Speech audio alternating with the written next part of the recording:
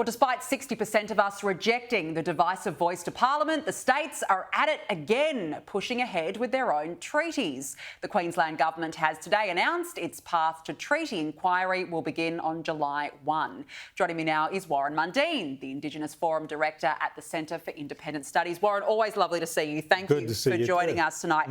What will this truth-telling and healing inquiry, as it's called, achieve? Look, it'll do what everyone else does. They'll sit around, have a conversation, come up with a whole wide range of ideas. And the thing that I can't understand, in Queensland, the no vote was 68%. Wow. And the yes vote was, 31%. And it's just bizarre that these Labor governments are going down this path, wasting monies and not giving any practical outcomes that will help people have longer lives, get jobs and get their kids to school and have housing and that. Total waste of time. I just went through the figures earlier today. South Australia, only 10% of Aboriginals voted. The no vote was 64%. Wow. In Victoria, where only 7% of Aboriginals voted, 54% voted no. And the figures just go on and on and on. Even in the Northern Territory, where the largest percentage of Aboriginals live, 60% of them said no. This is the thing. They're rejecting it. So why are states still pushing ahead with the agenda? Because they're on their own ideological push, which does nothing for Aboriginals. This is the same old, which has been happening for the last 50 years.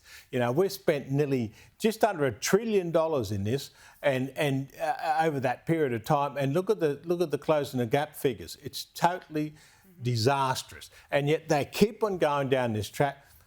I tell you what, it is a trap. They're trapping Aboriginal people in poverty.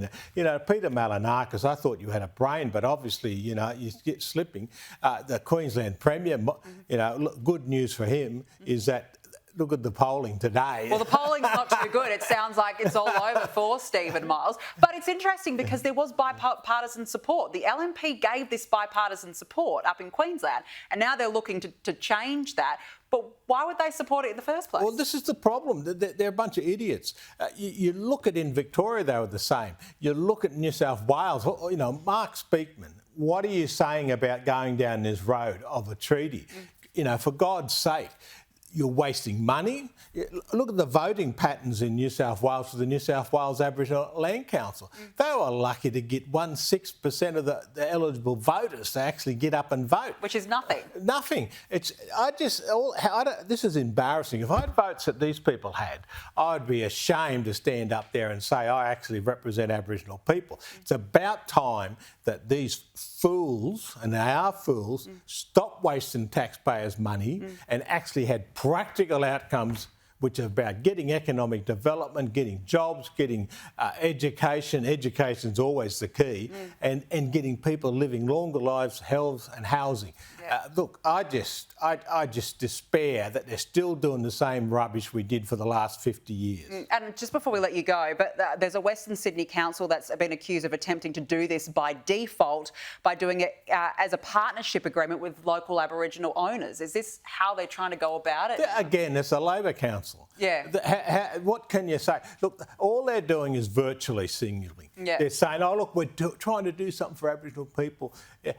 Aboriginal people in the voting numbers have actually rejected it just as much as what non-Aboriginal people have. Yeah. It's about time they started listening to the real voices rather than listening to some of these academics and fools out there. Like voices like yourself, Warren Mundine, who understand the problems and speak out about it, because obviously we need to close the gap, but this is obviously not the way we should be doing. Warren Mundine, we've got to go, unfortunately. Sure. Thank you so much for joining us on the show this evening. Really appreciate your insight as always. Thank you very much.